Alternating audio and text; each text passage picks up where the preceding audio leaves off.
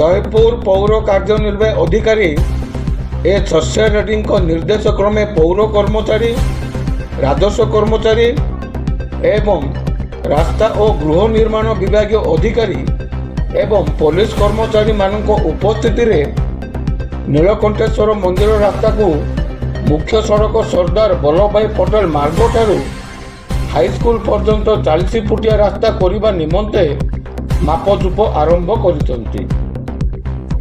किंतु परितापर विषय मुख्य सड़क ठारू 80 मीटर पर्यंत 30 फुट करने निर्देश देइथिबा जोगु भविष्यत यह पुणी गमनागमन समस्या सृष्टि हेबा आशंका रही साधारण चर्चा होउतबा देखा जाइछि।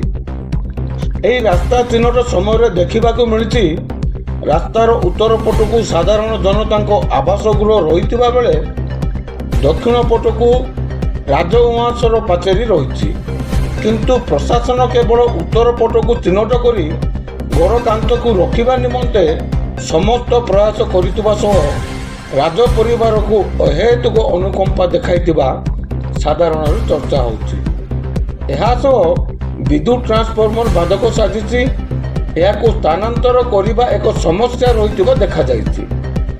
संपूर्ण नीलकंठेश्वर मंदिर रास्ताटी को मुख्य सड़क ठारू उभय पटु जागा अधिग्रहण करी 40 फुट करने को साधारण दाबी होछि। विगत 2022 मसीह राजउआसर पुरातन पाचेरी अन्य पटक मोट 40 फुट मापचुप होता किंतु आज पुरातन पाचेरी 2 फुट नूतन पाचेरी ठारू 40 फुट मापचुप होइछि बोली साधारण प्रश्न उठुछि।